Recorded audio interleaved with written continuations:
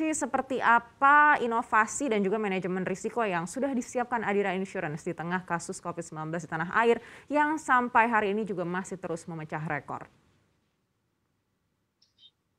Terima kasih Mbak Neke. Jadi manajemen risiko itu kan utamanya itu terkait memastikan kemampuan kami untuk senantiasa memenuhi janji kami ke nasabah gitu. Dan khusus untuk masa pandemi ini kemarin memang di Adira Insurance langsung melakukan analisa risiko atau penilaian risiko yang berhubungan dengan pandemi di awal 2020 kemarin.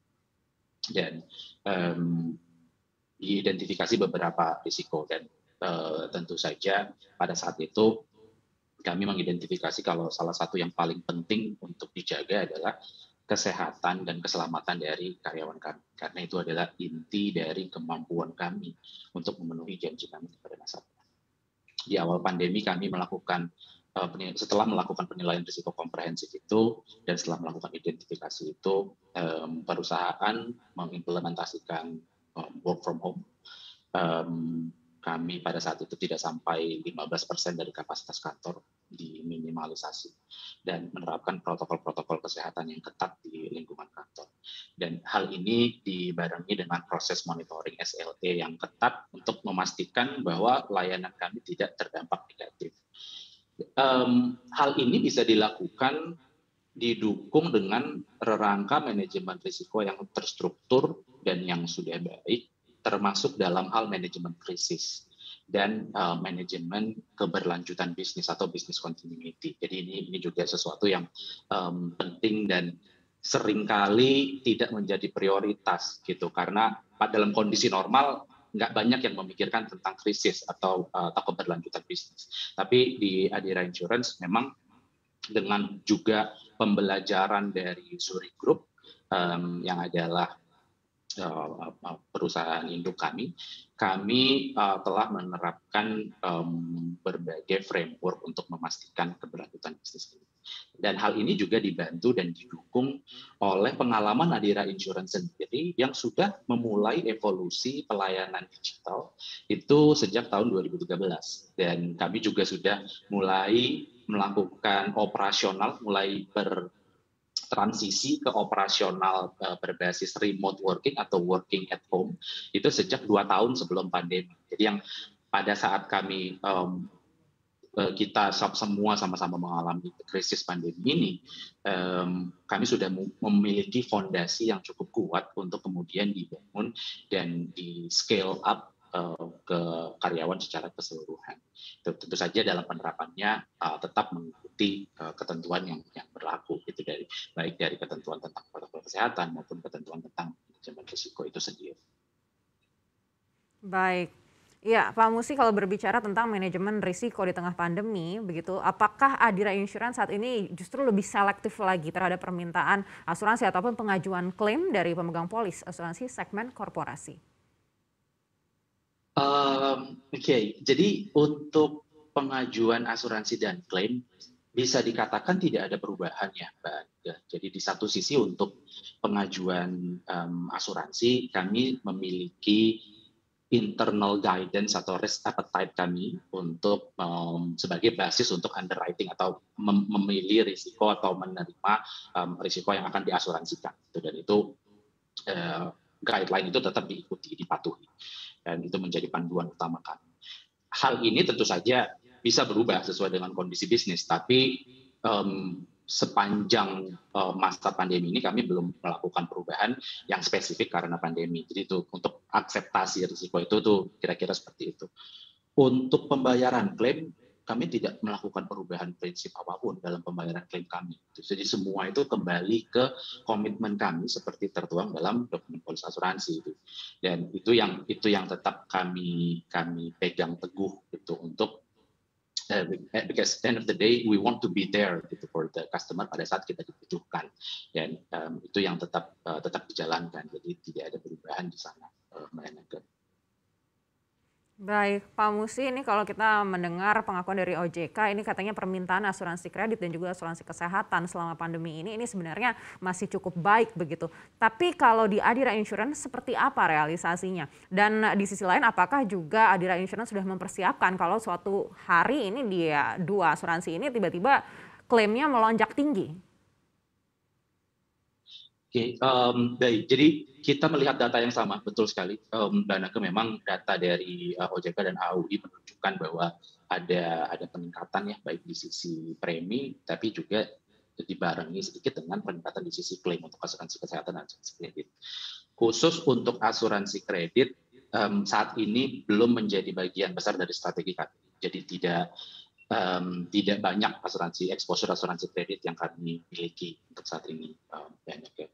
Di sisi lain, kalau asuransi kesehatan, biasanya kalau diklasifikasinya, kalau yang di laporan keuangan itu kami gabungkan dengan asuransi kecelakaan. Jadi, tapi intinya itu adalah accident and health. Itu kontribusinya memang signifikan untuk pendapatan premi perusahaan. Contohnya kita di 2020 itu mungkin nomor 3, sekitar 400 miliar kontribusi premi dari asuransi kesehatan dan kecelakaan. Dan tentu saja ini tetap menjadi bagian dari diskusi strategis pengembangan bisnis kami. Nah, jadi memang kami melihat ada pertumbuhan di sana dari tahun 2019 ke 2020 di lini bisnis tersebut. Dari sisi klaim, memang kita lihat ya di industri ada kenaikan yang cukup signifikan, klaim baik asuransi kredit maupun asuransi kesehatan. Dan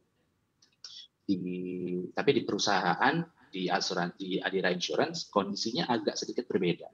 Yang kami lihat adalah justru ada penurunan di klaim asuransi kesehatan. Dan ini mungkin menarik. Yang terjadi, penurunan biaya asuransi kesehatan ini sebetulnya bukan karena jumlah klaimnya berkurang. Jumlah klaimnya kurang lebih masih sama.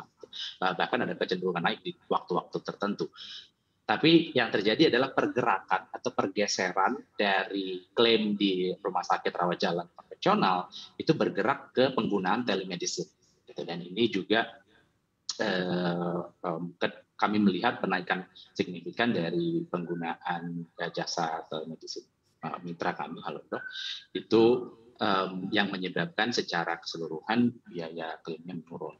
Dan secara lebih umum kami tetap tentu saja memegang prinsip-prinsip manajemen risiko asuransi, risiko permodalan, dan risiko likuiditas, jadi termasuk dalam hal pencadangan premi, reasuransi, solvabilitas, dan manajemen aset dan liability, untuk memastikan bahwa pada saat kami sudah mengakseptasi atau menerima risiko, mengasuransi risiko, kami bisa benar-benar secara yakin memberikan perlindungan bagi nasabah kami, dan kewajiban itu tetap dipegang teguh, komitmen itu tetap dipegang teguh.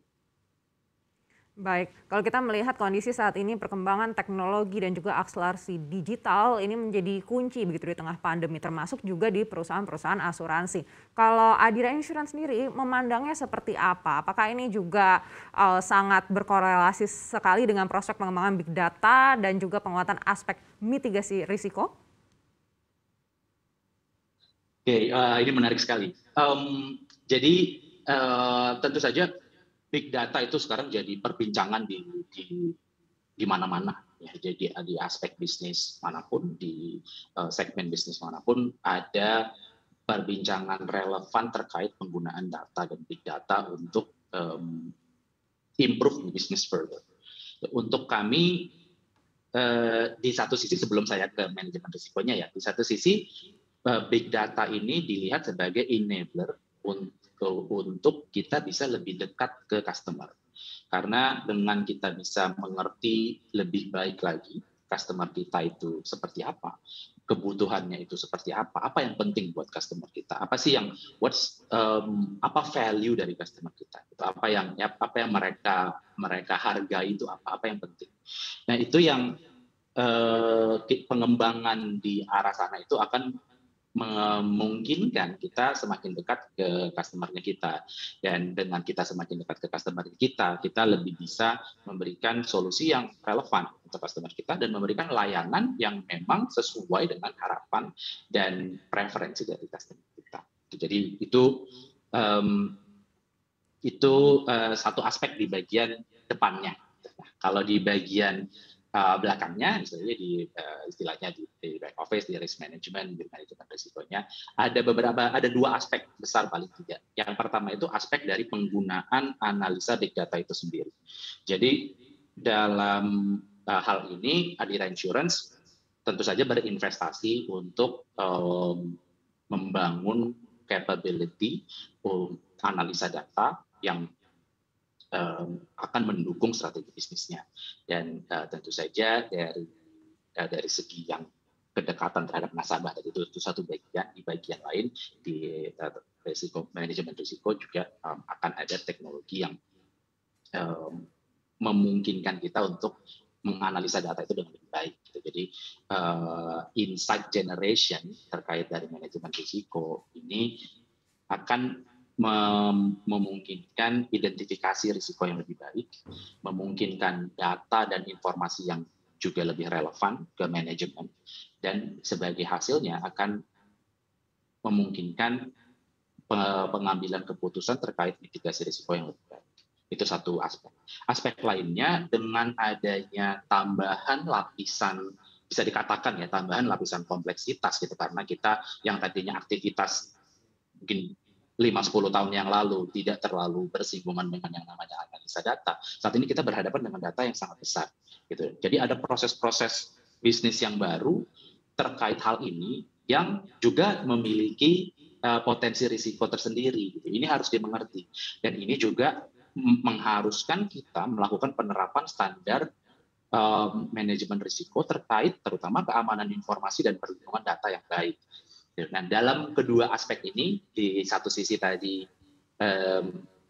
membangun data capability, sama di sisi lain itu untuk perlindungan keamanan informasi dan perlindungan data nasabah, kami didukung juga ekspertis dari Zurich Group yang kami pelajari dan adaptasi untuk memperkuat proses manajemen risiko internal kami. Dan ini Zurich juga memiliki komitmen kuat gitu untuk menjaga keamanan data nasabah, dan itu juga yang menjadi pembelajaran dan advantage untuk kami dalam penerapan.